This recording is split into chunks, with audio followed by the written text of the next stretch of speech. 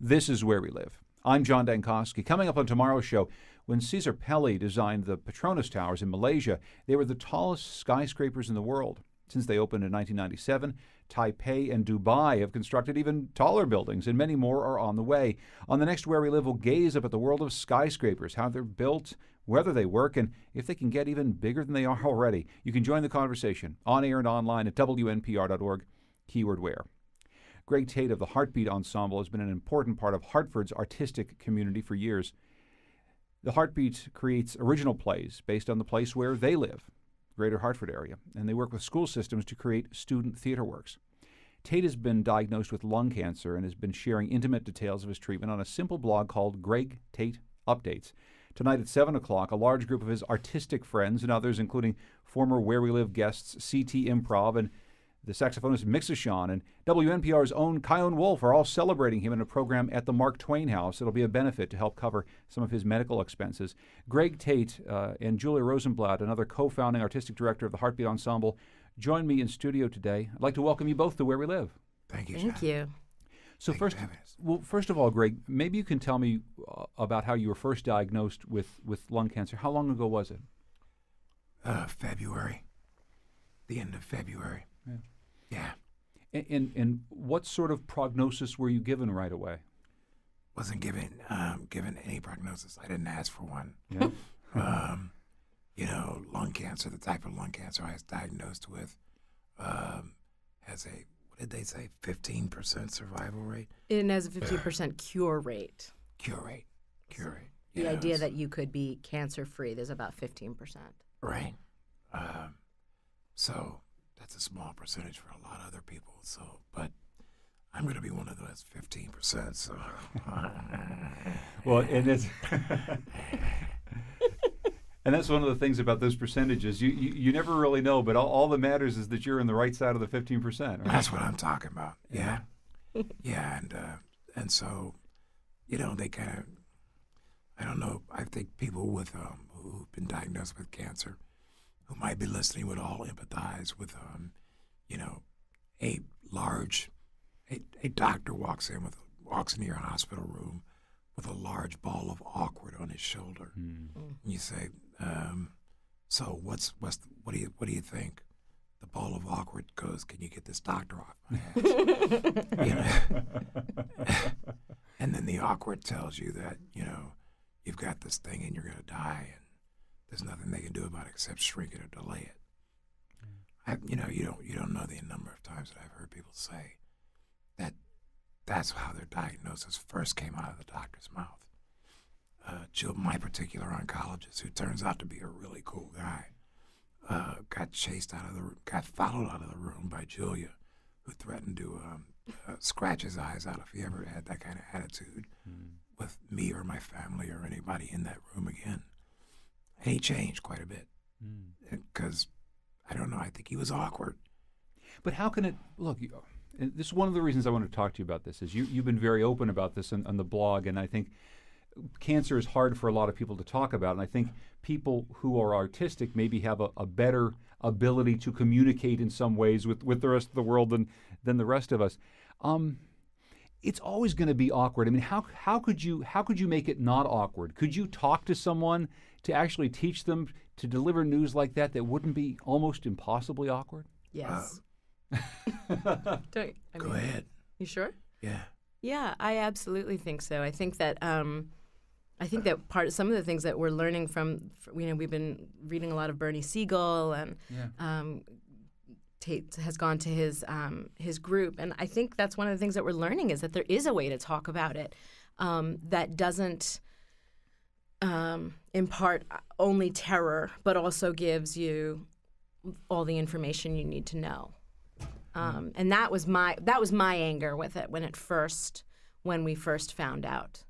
The other thing that we've come to learn is that one of the things I think doctors seem to be afraid to do is really be very open with what they don't know.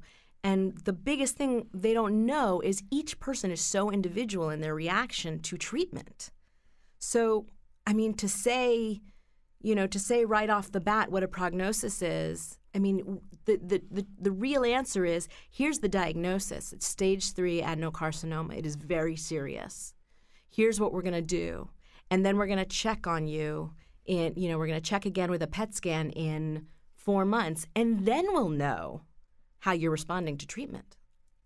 It's the same guy, the same oncologist. When I went to his office, not in the hospital, I'm sitting there and I'm talking to him. He had to go out and get some test results, and I'm looking around his office. The only book on his examination table in his office there on his desk is Bernie Siegel's Love, Miracles, and Magic.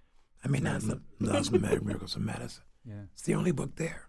I mean, I'm sure the guy has read the book. Now, why he couldn't have come at me when we were in the hospital and said stuff more reflective of Bernie Siegel's approach, I don't know.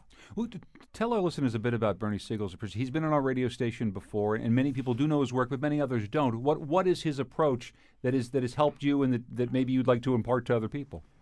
Basically, that you got to trust and rely on the power that you have inside yourself, your own healing power. That's not, he's like, everything is miraculous. Is a miracle that we should embrace. Chemotherapy is a miracle that we should embrace, even though what it does is really heavy duty. What it does on the other side, it's cure cancer. Radiological radiation therapy is a miracle, and we should embrace it as a miracle. We shouldn't look at it as we're being poisoned by this machinery or by these chemicals that make our healing process really hard, and take that and channel that in with the natural healing processes that we lose over the course of our lives, in society and dealing with what we deal with. That we have to refine those things, those natural healing sources that exist in all of us. Julia, what has it been like watching Greg go through this process over the course of the last several months? We're really still, I'm whirling still.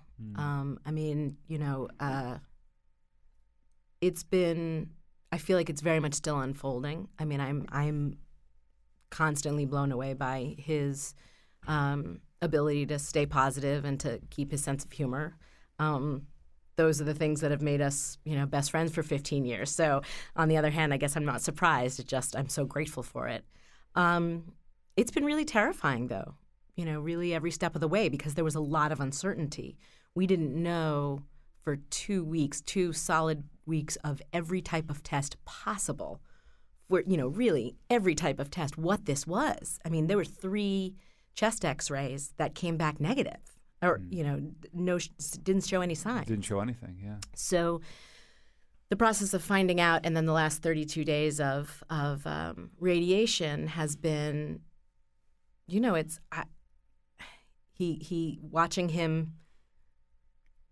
watching him, be able to be honest with it and get angry when he needs to get angry and get upset when he needs to get upset and let us be sad and scared. But then also stay strong and keep going has been really amazing.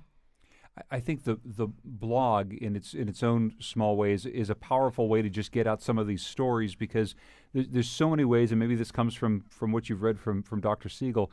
There's so many ways that people deal with cancer differently, and I think we still have in America a lot of people wanting to whisper about it and not talk about it. And it seems as though you're, in as much as you can with your hoarse voice, you want to shout about it a little bit. You want to say it out loud. It's important to you to tell the story, huh? It's not so much that I want to shout it as much as it is that we need to talk about it. I mean, the number of people that I know who would be pissed off. Can I say that on the air? We'll let it go this time. Okay, cool. Who would be really angry to find out that, Tate got lung cancer and he died in 3 weeks or something like that. I mean, obviously I haven't died. The number of people who would be really upset by that and yelling at Julia and Steve and everybody else about, nobody told me was the foundation of putting this blog together. One of the thing that I'd written, the first entry I talked about, and I think about this I think about this every day now, is there's the Tate is loved so fiercely by so many people, throughout the world, really, because he's done a lot of traveling himself and lived in several different major cities for a long time, and always makes these friends and family members that don't just love him, but love him with a fierceness. And yeah, we would hear that fierceness if we hadn't made sure that everybody was included. And we're hoping that fierceness is what helps to get him through. Yeah. Could you tell me a little bit about this program tonight, where his friends and artistic people from around the area are getting together to celebrate at the Mark Twain House? Yeah, so it's called an Evening of Ass Kicking. And it's the idea is that we're going to can I say that on air, by the way? Again, we'll let it go this time. Well, we're gonna help Tate kick this thing's butt, and this was actually the brainchild of Jacques Lamar and Julia Pastel over at the Mark Twain House and Museum, who Jacques, within 24 hours of reading the blog, called us up and said, okay, here's what we're going to do. We're going to do a benefit, and it's going to be called an Evening of Ass Kicking, and we're going to have people read from their favorite ass kickers. And I was like, okay, and we'll take care of it. Don't worry about it. And so the two of them and our managing director from Heartbeat, Jen Yanko, have been working primarily on it. And we've got a lineup of about 15 different performers and people. So, yeah, we've got friends that are from another ensemble in New York coming up, from Gutworks, Mixashon, as you said. We've got Jeff Zinn, Howard Zinn's son, is coming in to read some of Howard's work. And so the idea is that each person is picking somebody that they have been inspired by, or either or who's written something, and then they're going to sing something or play something in that vein. So Greg, before I let you go, who inspires you? Who's your ass kicker? There's a couple. Bernie Siegel is one of my favorites right now, obviously. Baudelaire, believe it or not. I didn't think of that. But my first blog entry was a poem by Baudelaire, because about always being drunken, be always drunken. If you wouldn't be the martyred slave of time, drunken with what? With wine, with poetry, or with virtue, as you will. And as I look back on it, that's kind of been the theme of my life. It's like, I really have tried as much as possible to live all those moments with that level of drunkenness.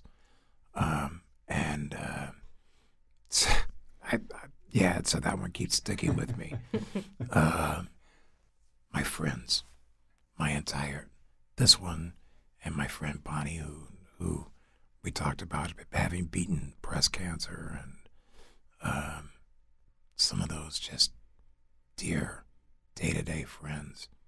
My experience with cancer is that it's not just a critical disease and life-challenging, but it's life-challenging on a lot of fronts. That if you allow yourself to be grabbed by it, it really does